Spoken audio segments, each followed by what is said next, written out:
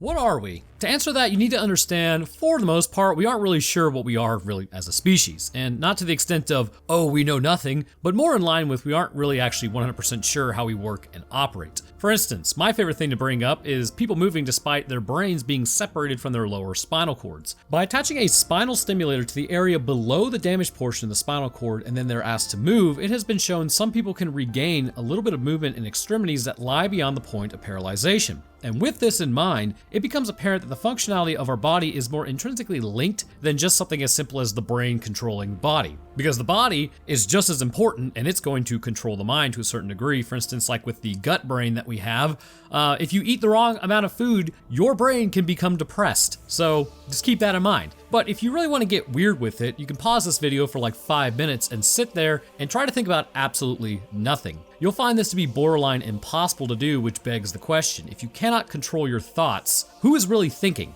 And how are you observing those thoughts at this particular point in time? Or why, if you're reading, why are you speaking in your own head rather than just absorbing the information? Why do you have to read to yourself? They're all very strange things, but the point is, our bodies, whether we think we are in control or not, continue to work without our consciousness really being in control all the time. These systems in place exist to help us survive, and it's great that these are autonomic functions because I really don't want to have to sit here and think about having to blink or breathe, both of which we are doing manually right now because I mentioned it. But because these systems in place run without our input, or at least conscious input, does that mean if you used another system to run them, would they function? The answer is yes. Look no further than the iron lung helping people stricken with polio to continue breathing, or during open heart surgery having the heart bypassed and their blood pumped by machines to keep them alive. The reality is the body can run by other means regardless of the breakdown of specific organs, which brings us around to this anatomy heavy video today, which also gets potentially a little out there. In the events of the movie Virus,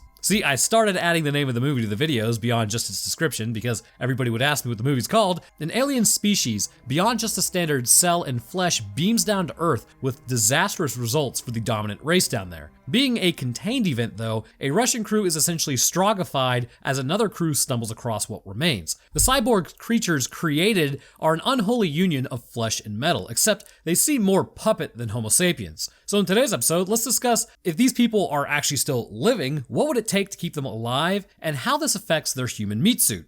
So we kick off our story with a jump scare of virus. Are you terrified yet? Well, you should be, mainly because there are actually enlightened thinkers, and I use that with heavy sarcasm on the phrase, who say, well, actually, Roanoke, humanity is the virus. Bro, quit yapping. Maybe you're the virus, but our species is awesome and has dominated this rock. Have some pride in your race. Humanity number one. Anyhow, seeing a ship on the horizon, it's inhabited by Russians. As they discuss an incoming typhoon, we meet the captain. His name is Alexei, as a woman calls out to the cosmonauts on the space station. Or at least I think it's a space station. I'm not really sure what the Russians got. It looks like the space station to me. But as they play some chess, they're attempting to transmit some data back from their experiments. But as one of the cosmonauts looks out, she spots something off in the distance. You're probably wondering why I'm calling them cosmonauts. While the Soviet Union did dissolve about 7 years before this movie, I believe when the comic came out, the Soviet Union was still a thing, so they were definitely still cosmonauts. They're probably still cosmonauts now, I think. What do the Russians call them? I don't know, I've never asked. Surely there's like one Russian person that watches this channel. Anyhow, back to the cosmonaut. She looks out and then spots something way off in the distance. Taking a picture, she calls out to another as he looks as well. Also, I'm in the throes of a migraine when I was writing this, and hearing another language while I sat there absolutely boggled my brain. The Warnickies area was absolutely lacking right then. So, as the grimmest cloud gets closer, which I have to mention, Migraine Roanoke makes some weird references, so strap in for that, it might be a little concerning because, at minimum, that could be some radiation approaching the ship. Looking out, well, it looks like a ship of sorts actually, which really, it's an electrical cloud as the entire station is then cut off from the surface. As they call out, an electrical zapping continues as a timer beams down the signal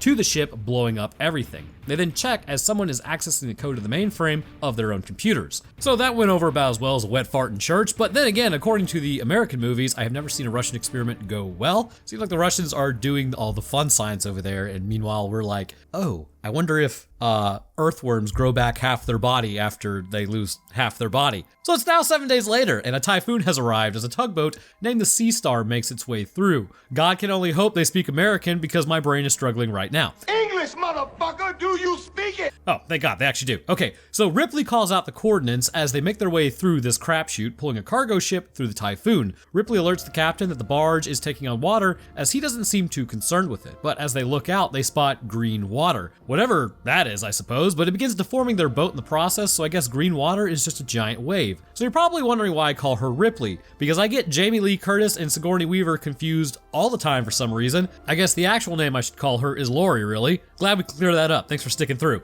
So the crew is now alerted that there's an issue with the door as it's gotten blocked. Lori recommends that a new course needs to be set as the engine room is taking on water. Also, I'm aware her name is in the movie. It's like something else. But if you've been around long enough in this channel, as soon as a name sticks with me, that's it. That's what you're called. I don't make the rules, I just work here. As they look back, the barge ain't doing so hot. As the less famous Baldwin brother yells out that they need to cut the barge loose, the captain refuses. He's 3 weeks from retirement and knows what must be done. The captain pulls a force multiplier him as, I mean, it seems like a little bit of an overreaction, don't you think? So the cabling then breaks and all the cargo is lost anyways, as the captain now realizes his livelihood is gone. Reaching the eye of the typhoon, it's all smooth sailing from here, which is pretty odd, as I'm sure that water would still be incredibly choppy. So day drinking and looking at a picture, he talks about letting him down. The water in the engine room starts to rise, which is a bit of a problem. They're gonna have to go out and patch it, which is my literal nightmare. They also realize that they are sinking at this point, in the middle of a typhoon, in the Pacific. When I tell you my soul would simply leave my body, I am not joking. I'd be day drinking and contemplating things in the captain's nest as well. Calling out, they still are in the eye of the typhoon, but on the radar they pick up a visual of a ship that is also in the eye of the typhoon with them. They hail the ship, but hear nothing back. Meanwhile, the captain is again contemplating shuffling his mortal coil in his office. Classic, as he's informed there's a ship with him dead in the water. He abandons his plan to take himself out and then heads out to the ship before they sink. Calling out to it again, of course, it's in a fog. Looking down in the water, they find capsized lifeboats with breaches in the bottom of the hull. And then they spot it, the Russian ship from earlier, with nobody answering, and this concerns the crew.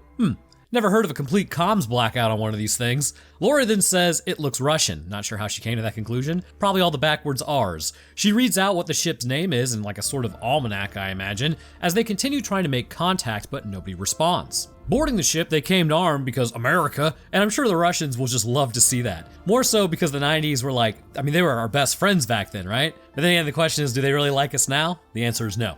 As they search it, they find evidence of a scuffle with holes in the glass, but nobody around, and no bodies either. Going around the side, more lead holes are in the side of this boat. Opening the door, some birds fly out, and the bridge is trashed. Also, I like how they're in the eye, like, the eye of the typhoon hasn't moved at all. It really does not last that long in one area, and looking in the back, they do find blood, probably a good sign. Meanwhile, back on the tugboat, it's continuing to sink. I guess that boat isn't just gonna be able to tug it out. So after saying that, I now see, despite it's supposed to sound like thug it out, it sounds way worse.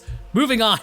Checking out the Sukabliat logs, they can't find anything in English. Who would have guessed? As they discuss what to do, they agree to salvage the ship and put a salvage lien on it, as the Ruskies will have to pay 10% of what it's worth. But would they really? That comes out to probably about 30 million if they bring this thing back to shore. The captain says he'll cut everybody in at 10%, so they'll get 3 million each. That's about 5.6 million nowadays. So they're gonna try to get the main engines running to get this thing to shore. They begin to search the ship for anyone living, as the captain remarks he hopes he doesn't find anyone alive. Well, that doesn't sound ominous and foreboding, Captain. What a strange thing to say. Entering the engine room, they start trying to get it running. Plugging in the relays, they're able to start getting the things powered up. As electricity is restarted though, everything starts going goblin mode. You know, the Russians could have just like stomped on the relays rather than just leaving them right next to the thing that they're clearly trying to stop from restarting. It's pretty bold strategy, guys. So as the captain then gets a call on the radio, the electricity around them begins sparking and screeching, which is also a good sign. The cameras come back on to life as it begins to look around like someone is watching them. Lori then checks the computer, all of it's in Russian, and something is running on the computer as a camera then reads the captain's name. The ship then drops anchor by itself onto the Sea Star, cracking through the poop deck. Realizing the ship is a lost cause, Woods heroically leaves his crewmate behind for literally no reason. Woods subscribes to the idea of whoever falls behind gets left behind, but hey, now they're gonna have 3.15 million apiece. Lesser Famous Baldwin, or LFB for short, jumps in to try to save the man, ensuring their shares went back to 3 million apiece, instantly making him the most unpopular guy. At this point, they suggest that someone else is on the ship. Woods realizes the other guys survived, so now their bond is broken forever, and meanwhile Squeaky ends up saying the engines are running by themselves. So he goes to shut the engine room door after being informed that there is someone else on the ship. As they begin searching the ship for anyone who may still be left, Squeaky begins hearing something down in the creepy engine room as, dog, what is that? Like a mechanical spider? Squeaky then goes to check it out, seeing as the wires are moving, and as the camera watches, he crawls into the hidey hole, which is never a good idea, as he looks down and spots the shadow moving. Again, never go into the hidey holes in the walls because necromorphs and dead space and basically everything that will just totally shred you in there. It then wraps him as it begins pulling him down, and that's that, Mrs. That's That. Also, how are they still in the eye of the typhoon? Typhoons do not move this slow. Walking into the next room, there are casings everywhere. Checking the medical deck, Lori then goes to stitch up Hiko's wound. Like it was literally just a flesh wound, and Woods left him behind. What a chode. Clearing out the armory, they then grab everything that they can and continue searching the ship. Finding the torpedo room and surface to airs, cables have attached themselves to all the consoles. Looking at the doors, they have blood all over them and they are completely mangled. Finishing up on Hiko's wound, LFB says he would probably buy an island as he watches the camera looking at him. And that's going on, or at least while that's going on, one woman emerges from a locker and just starts aiming at all the medical supplies and only the medical supplies. Bold strategy, not taking out anyone else. What, did it get away from you, gal? So they then check her pulse and she's still alive. As they continue their search, lots of wires are chewed through, and many other wires are just randomly hanging down, seemingly maybe connected later. So as LFB calls down to Squeaky, he's completely gone. And I say connected later because surely the Russians wouldn't build a ship like this. Then again, maybe they would. I don't know. I don't really know what the quality of Russian ships are. I just know the quality of Soviet cars back in the day, and they were not that great. So anyways, Lori tells LFB to watch her back, as one does, as Richie and Woods walk around, and good lord, what is that thing? Some sort of like mechanical thing jumps up to say hello as they remark how it smells terrible. What a strange little robot. So finally, Miss Russia 1999 wakes up as she tells them to turn off the power and shut down the ship. She then grabs the food nearby because clearly she's starving. The captain asks where the rest of the crew is and if they've all gone. She keeps saying, oh, we need to stop the power and, well, we need to move through the ship. She then pushes down the captain and uses her last remaining calories to break for it and then grab an axe. Thank God for power bars. Lori then gives chase, grabbing a flashlight, which seems about as safe as barebacking a $5 hooker, considering she's going at it alone and she knows nothing about this woman. Which, again, in and of itself, anyways, doesn't matter. Finding her in the corner, she tells her to drop the axe, as Lori then tells her, I'm a navigator. And Nadia's like, oh, I'm chief science officer, and I'm with the science team. Lori then asks her for the 12th time what happened, and bro, I cannot tell you how many times I have asked a woman that I have been talking to what happened or what was wrong and gotten the same vague answers. Like, no lie. This has made me frustrated in the movie watching it and beyond belief in real life. I cannot stand vague hints and when somebody just won't answer a question. Moving on. 8 days ago, they got zapped and something on board started learning about how to take them out. Lori asks, well, who is them? And she finally responds. This was asked like 12 times, by the way.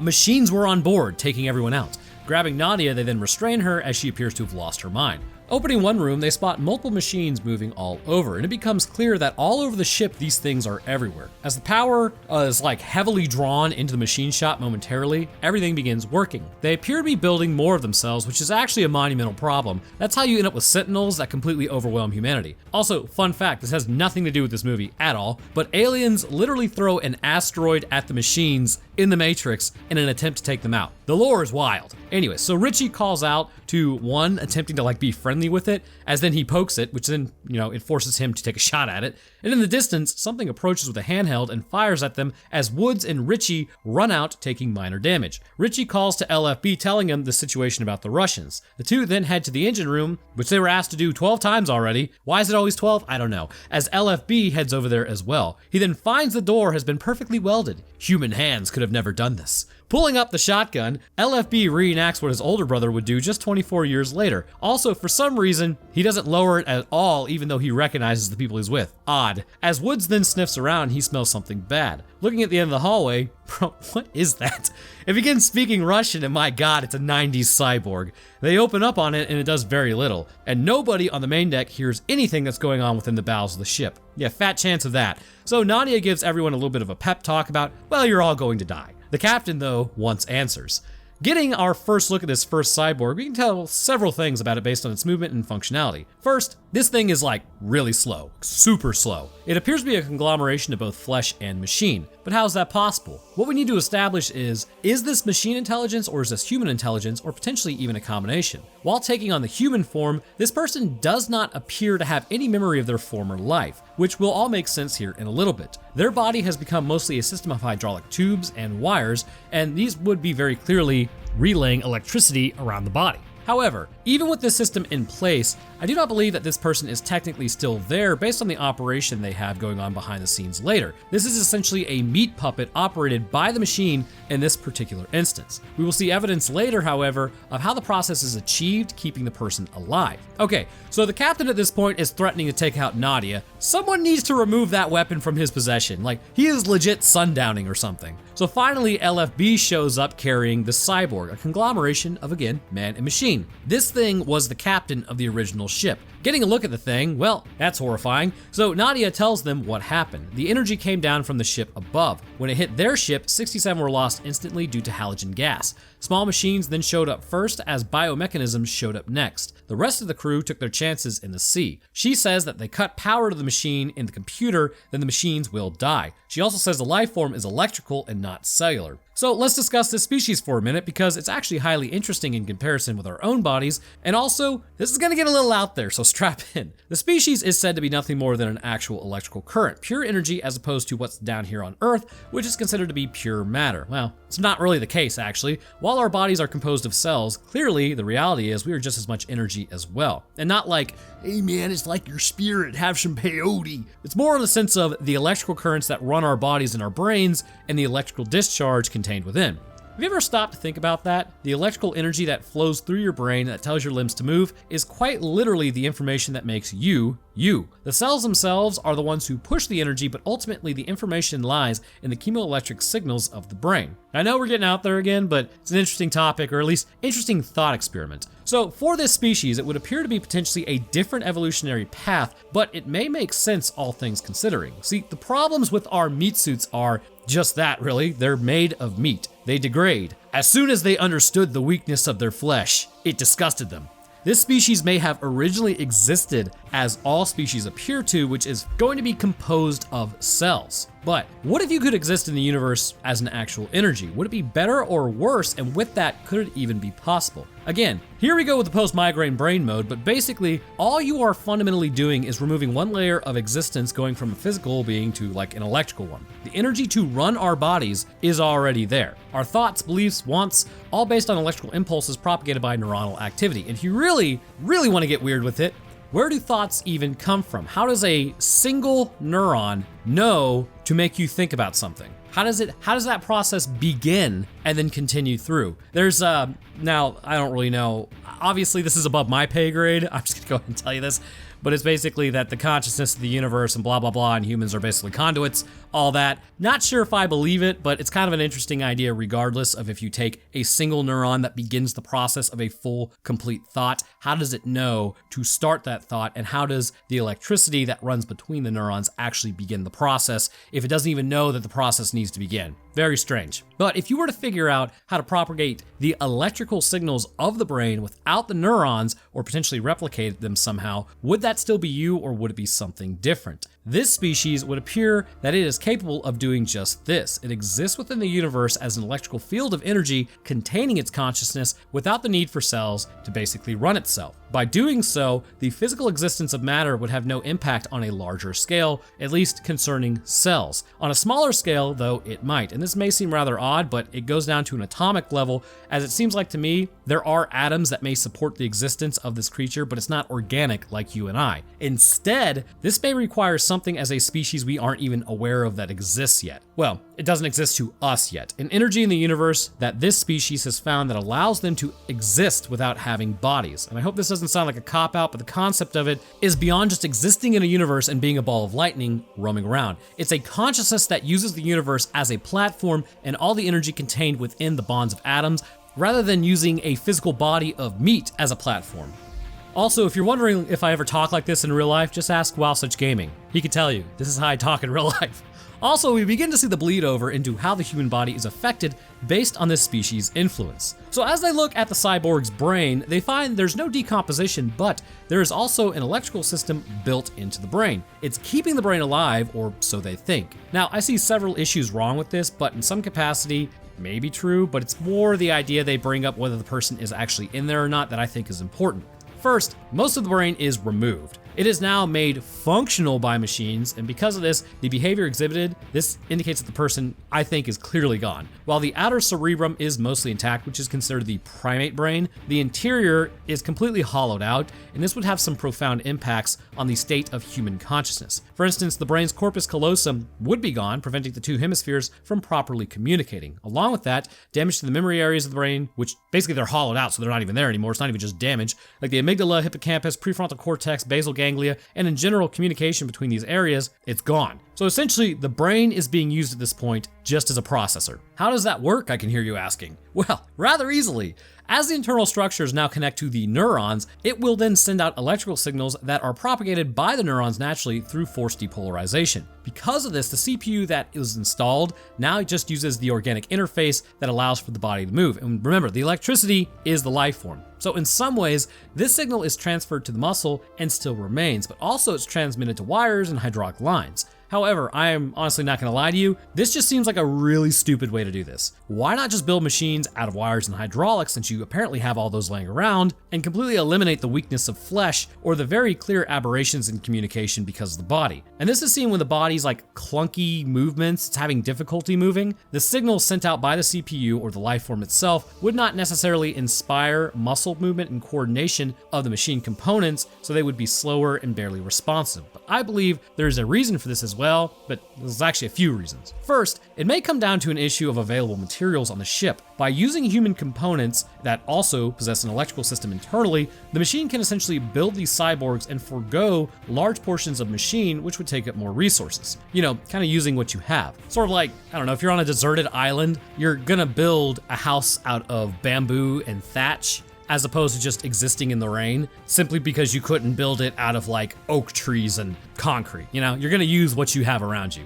Another option may be because these are just simply cannon fodder. They're there to be used, or really use as little resources as possible to get them up and moving, and their only purpose is to protect the life form that creates them so they don't really have to be perfect. The third option is actual movement and size. These smaller little spider robots are full machine, but they're not as effective at moving, nor can they attack as well. By combining the machine and human element, the human brain, such as the cerebellum, is still going to be able to coordinate movement if it's left in there to a degree, making the cyborgs more capable than their smaller counterparts. But this would imply that at least some areas of the body are actively living, which we will get to in a moment. So as it lays there, Nadia calls out to it as it looks up and grabs her arm. LFB then starts going ham on it, taking it out for good. Destroying the human brain and the CPU contained within, this definitely appears to put them down for good. Although the programming of this particular machine component just appears to be a piece of life form controlling the cyborg, not so much like the human element reacting. The captain then starts sundowning again, saying it's Russian rubbish.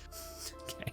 Anyways, that it was just cooked up by the government. He thinks it's a medical experiment. So finally, good Lord, the eye of the storm is no longer over them 3 years later, because, you know, that's how it works. So as Lori looks out, the waves are now starting to move back in. That is not how that works. The cyborg is then yeeted to the ground, and now everything is starting to look terrible. Alexei then continues to lay there as the skull frees itself by mechanical structures as Richie is able to take it out. What in the name of Mechanicus Servo Skull is going on here? From this, we can see this supports the notion that the reality is humans are being used as an available resource, but are not likely to be the intended alteration. The skeleton of a human being the important part here. While calcium is technically a metal, an alkaline earth metal to be exact, it is less structurally strong than, say, like a transition metal like iron or steel. Steel, of course, being an iron alloy. However, our skeleton is still quite strong, and if grafted properly to metal, it is more than capable of withstanding pressures put on it by metal moving. In fact, what was it? If you jump down and you weigh like 160 pounds or something, if you jump down like a foot, it's like 15,000 PSI on your femurs. It's something crazy like, so skeletons are very strong. So because of this, we can assume most of the metallic structures in the cyborg are actually just grafted to the bones of a person for the purpose of scaffolding. The hydraulics appear to be connected to pure metal, while the electrical lines likely run to the musculature itself to sort of assist in movement, but really they're also going to connect to nerves because it's using kind of the existing nervous system as a way to communicate with the wires. So the muscle will help move the bone, and the bone will help move the metal scaffolding, which will be furthered by the hydraulic lines. And again, a very convoluted way to build, but ultimately it does appear to work. And this would still require, however, that some parts of the body be kept alive in order for the cells to continue to function, which again, we will see. They continue moving deeper into the ship as they can feel the ship actually starting to list as it's just free floating. The ship then starts steering itself at one point, and as they move down, they begin hearing noises and go to investigate. Finding blood everywhere, well, that's probably a good sign as they're headed in the right direction. They then start hearing something behind the door, and as they look inside, thinking it might be Squeaky, they see an outline of someone. As they do, oh lord, it's Squeaky all right, and he's been cyborged. Behind him, however, was something much worse. Squeaky grabs Woods as larger cyborg then just punches straight through his spine and chest. Ouchies. Opening up on the thing, it does very little. You gotta aim for the nerve stem of the automaton. How topical.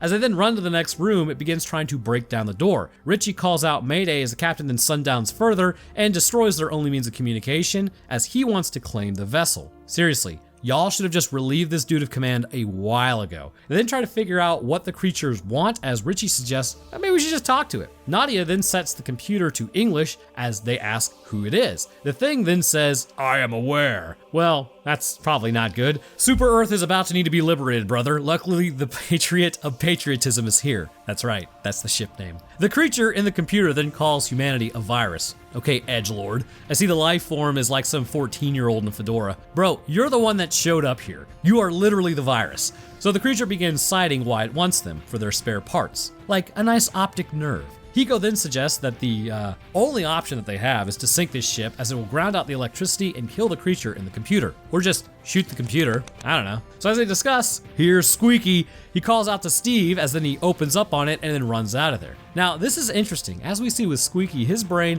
must still be somewhat intact as he has not lost the top of his head. However, the apparatus that has been attached to his skull clearly is influencing him. This is very likely once again a CPU of sorts overriding his naturally occurring firing pattern in his brain to be controlled by the life form's consciousness. Perhaps when one of those rounds hits it, it disconnected something, allowing Squeaky to regain some of his consciousness. The reason he would lose it in the first place is likely due to the fact that when the life form's consciousness is being streamed through his brain, the firing of so many neurons would disrupt his own consciousness, much like a seizure would, and he wouldn't even really be aware that he wasn't there until he clocked back in and saw himself being looked at horrifically by everyone around him after they opened up on him. But Squeaky, he then drops because the way that he was altered, it appears as though his own life support systems were keeping him functional along with the moving machinery. However, once his own life-sustaining biochemistry was disrupted, he would quickly fall, and with it, his own brain would die. That would cause the machine consciousness not to be able to continue controlling him. So the captain continues not really understanding any of the issue at all as they try to figure out a way to sink this thing.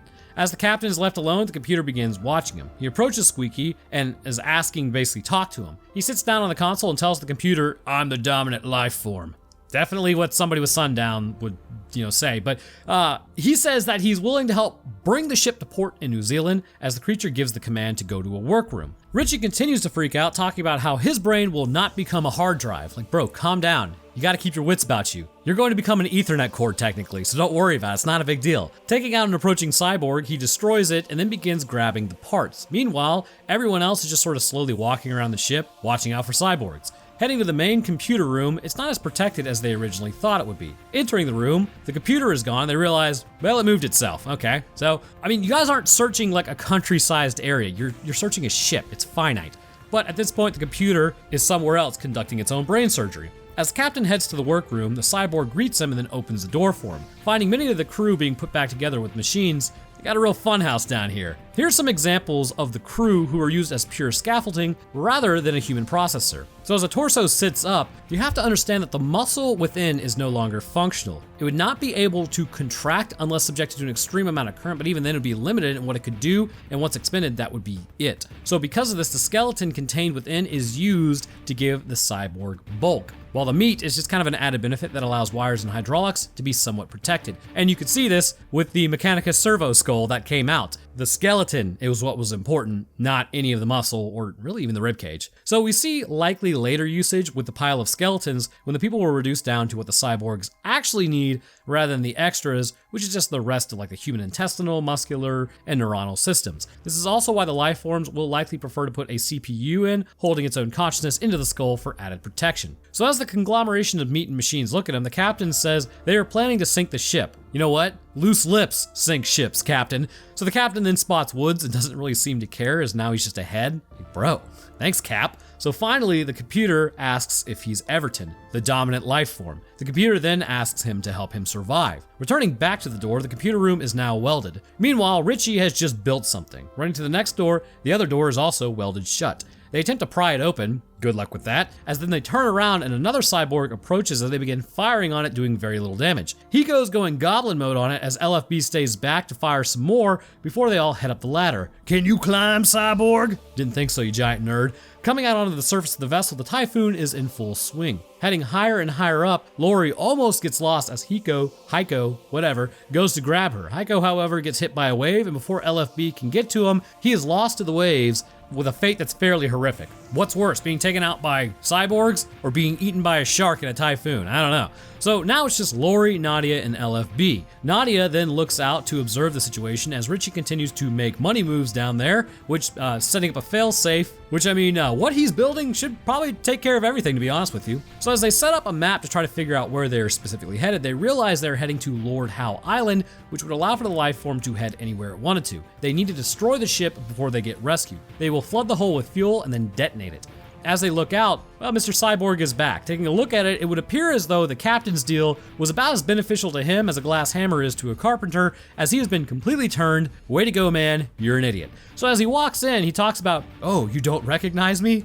No, they recognize you. I think that's just your sundowning talking. Like, it's the other way around, bro. Do you recognize them? So as he asks what's wrong, well, Captain, you've been turned into a cyborg. Lori then tries to attack, but as this really does nothing, to be honest with you. LFB tries again, and nothing happens. So this example proves that to some degree, depending on the influence of the life form, the body is alive, and specifically with the brain, those that are now changed and not like taken out and then changed, their brains, might be good to go. So there appears to be a caveat to this. It just depends on the timing. Those that are being rebuilt have been gone for 8 days. Those cells are necrosed, and there is no way they would function. The captain, however, and likely Squeaky, were still alive and functional. However, their brains can be overridden by the consciousness of the life form due to its electrical component, and this may be also a two-way street. It was said that the life form was learning about the Russians. By plugging itself into the brain of a person, essentially, it can tap into the frontal lobe, which typically this is where the optic placement, at least on Squeaky was, and also on the captain, being over the eye, this is where it's gonna go. These wires would feed in through the orbital socket and into the brain, where the life form would be able to grab memories. Because remember, again, the electricity that is forced through is the actual consciousness of the alien, not just regular current. Because of this, existing in every neuron, memories, pictures, events, names, sounds, that one time you ate a 72-ounce steak at Chili's and got free food for a year, or the first time you went to go kiss a girl and you accidentally just clicked teeth entirely and it was actually kind of painful, all that would be known for to the life form, and it's probably laughing at you. Nothing would be hidden. And this allows for it to take over a planet quickly beyond just creating cyborgs, as it could potentially exist in many different humans at once, possibly even increasing its own intelligence by using the multiple brains as just one large processor. So the creature then starts talking through the mouth of the captain as Lori goes to take some pot shots and LFB tackles him into another room. The captain then self-destructs, rapidly burning through the grating below, and looking at him, he's just a mangled mass of flesh and metal. That would 100% have destroyed supporting organs such as the heart, lungs, all the circulatory system, and the spinal cord, as well as probably frying the brain. Because of those being burned, the machine component is now completely useless, as there is nothing piloting the body because probably even the CPU is fried. They now know what the life form is planning. Heading down to the fuel area, they spot Richie as he pulls a force multiplier on them, as he doesn't know if they've been affected by the machines or not. Richie then mentions how I have my own plan. Turns out sundowning is contagious. So they open the fuel tanks now and begin to flood the tanks as Richie runs off. LFB then sets a 15-minute timer and attaches the concussive force detonator to a support beam. Lori then calls out to Richie saying they are abandoning ship as another cyborg begins breaking into the room, this one much larger. At least 4 bodies to create this one. It rightly goes after to attack like LFB first, and Lori is almost knocked into the fuel as a result. As it starts throwing a temper tantrum above, Lori is ultimately knocked in, as then she finds bodies below. And I mean, to be honest with you, the cyborgs are sort of worse. As the cyborg then looks down at her, it can't really do anything as it handles like a concrete fridge. But it is able to finally jump down and then corner her, grabbing her leg as it pulls her under the fuel, and somehow she's knocked unconscious. The cyborg is then scanning her as it intends going after her brain. So, as it asks her if she speaks English, it asks where the detonator is as it begins electrocuting her. LFB comes in and does absolutely no damage to it as Nadia tries as well. Richie then fires a friggin' RPG at this thing, guaranteed to turn everyone near it like into meat paste. And all I'm saying though is Richie is definitely surviving the Terminator war if this thing gets loose. So he goes to pick up LFB as a cyborg gets back up, knocking down a bunch of support beams on Richie and LFB. Nadia and Lori then start noping out of there at this point as the cyborg gives chase. They close as many doors as possible between it and them, and then they begin listening as Lori is now a little messed up from the experience. Back in the battle zone, LFB gets up first and pulls the beams off Richie, realizing, well, I don't think Neosporin's gonna fix this.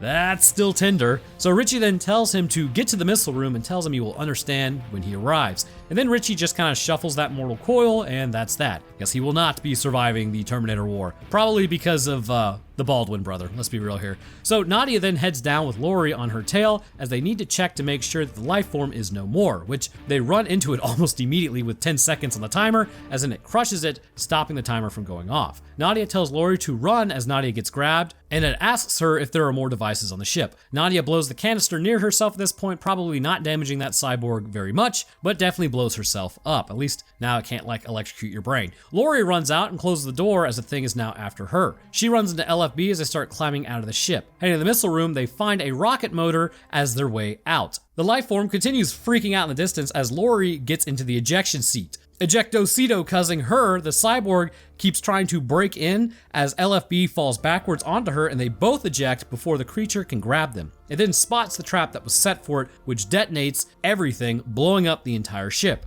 As the British spot the explosion in the distance, they assume it to just be the flare that they requested earlier. With the ship destroyed and the storm having passed, LFB and Lori survived as the helicopter casually shows up several hours later, based on, how slow that eye was moving, at least the typhoon was, and rescues them. I don't blame them, it just is. Looking over, Lori then spots a man on a boat near them as well. It's Hiko, and as she pulls back his hair, his face is looking pretty bad. Gonna assume, oh no, he's a cyborg. Actually, he's not. It was those dream sequences they always did in the 90s. Hiko's actually gone forever. Thank God he's not a cyborg. So she wakes up on the helicopter, weirdly enough, heading back to the British island, surely for a spot of tea and some crumpets, and thus concludes Virus.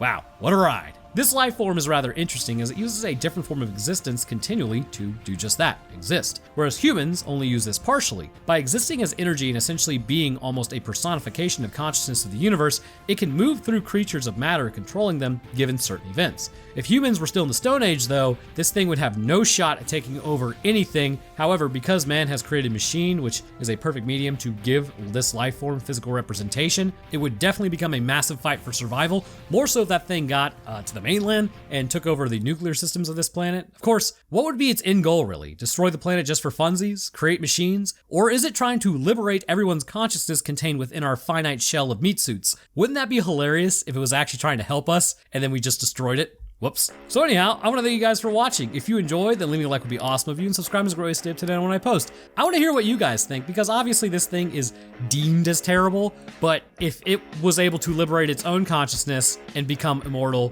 maybe it wants other finite beings to be able to do the same, possibly, I don't know. But I don't know if I already said this. I'll drop Twitter, Discord, Patreon, Roanoke Tales, and merch links in the description. But speaking of patrons, I'd like to thank mine real quick.